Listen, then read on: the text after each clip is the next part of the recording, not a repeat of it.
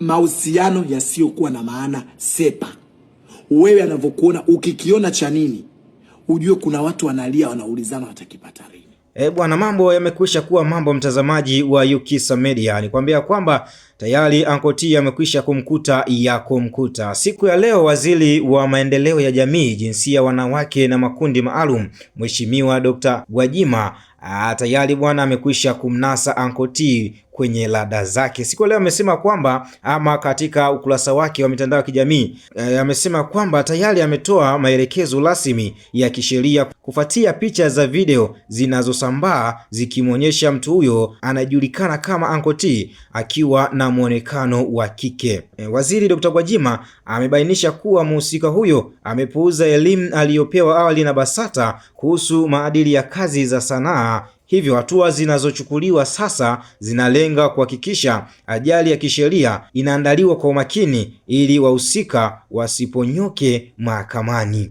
Hapa anamaanisha kwamba ushahidi unachukuliwa zaidi na zaidi ili pale ambapo watakapofikishwa mahakamani basi wasiweze kuponyoka, ili sheria iweze kufuata mkondo wake. Dr. Gwajima ameendelea basi kuwataka wananchi kushirikiana na serikali kwa kukusanya ushahidi wa picha za video za watu wanaomomonyoa maadili mitandaoni ili kusaidia upelelezi kuendelea. Amesisitiza kuwa licha ya kero inayosababishwa na vitendo hivyo, mamlaka zinahitaji kufuata miongozo ya kitaaluma na sheria badala ya mihemko ili kuhakikisha wale wote wanaokaidi maoni ya jamii na utamaduni wa taifa wanatiwa hatiani kwa mujibu wa sheria zilizopo hapa nchini Tanzania.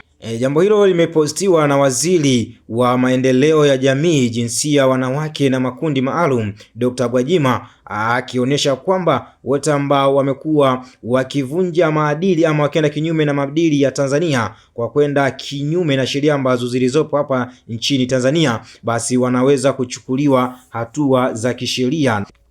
Mtazamaji wa Ukisa Media, nikwambia jina langu unaitwa Yusufu Sadoki. Usisahau kusubscribe kwa ajili ya kupata taarifa mbalimbali ambazo zinaendelea hapa nchini Tanzania na nje ya mipaka ya Tanzania.